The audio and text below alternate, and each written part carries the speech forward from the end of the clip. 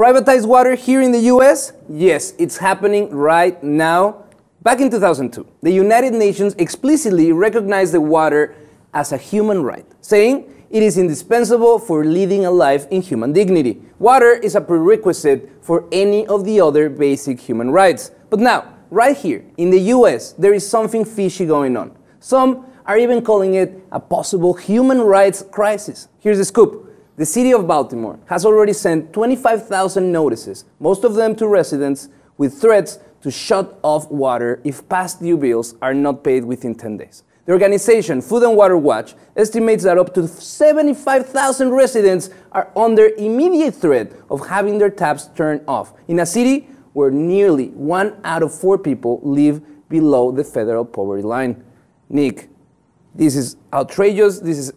This makes me really angry because we're seeing that they're targeting the poor people of the city and force them to live with no water, which is BS, and it's really angry to see that at the same time, they're about to have a little summer festival, private slip and slide in Detroit, where the water is shut down. So we're seeing that there's this attitude in the country to privatize water, to raise the fees, and to hurt the poor neighborhoods of the urban areas. Right, and it's sad. You said 25% of the people are under the poverty line. If they obviously, they're not paying because they don't want to pay and because they have better things to do. They can't pay for it. And yeah. What's your response? Cut off the most basic human right, which you said, access to clean water.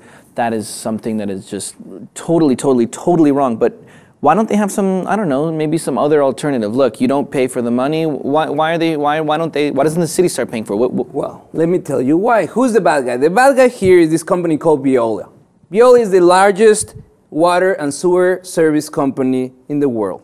What they do, it's awful. They go to these cash-strapped cities, right, needing a break, and they say, relax, I'll help you out, improve and streamline all your water services, your public water services.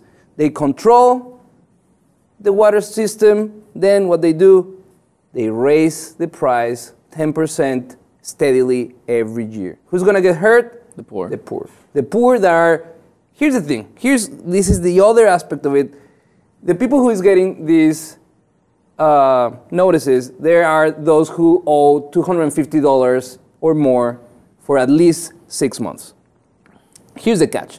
Of the 25,000 people that already received this notice, 369 of them, 369 out of 25,000 are businesses.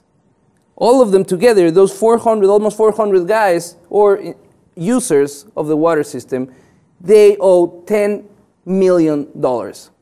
Half of the total of money owed to the city. But they are deciding to persecute and shut the water off for the 24,500 individuals that don't have money to pay their bills.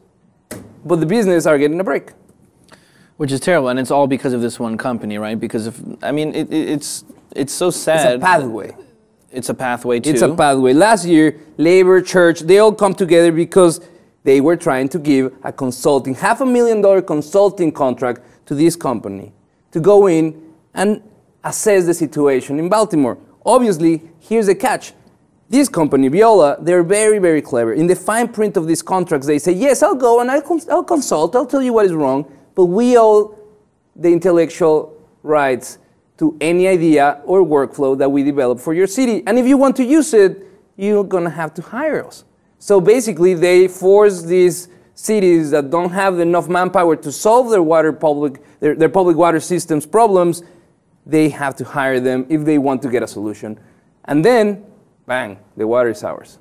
Yeah, that's just evil. You're like holding water ransom for the people who can't pay it, and if they can't, well, they're screwed. That should not be legal. I'm surprised more people. Luckily, this was rejected by the people. They united, and this deal didn't went through. But it goes to show that we need to be alert of this situation happening in all the country. The commodization of our basic rights, like water. We want to know, what do you think? Are you as outraged as I am to see that there's poor people being denied of a basic right like water? If you are, let us know in the comments. And if you haven't, please subscribe to the Lip TV 2.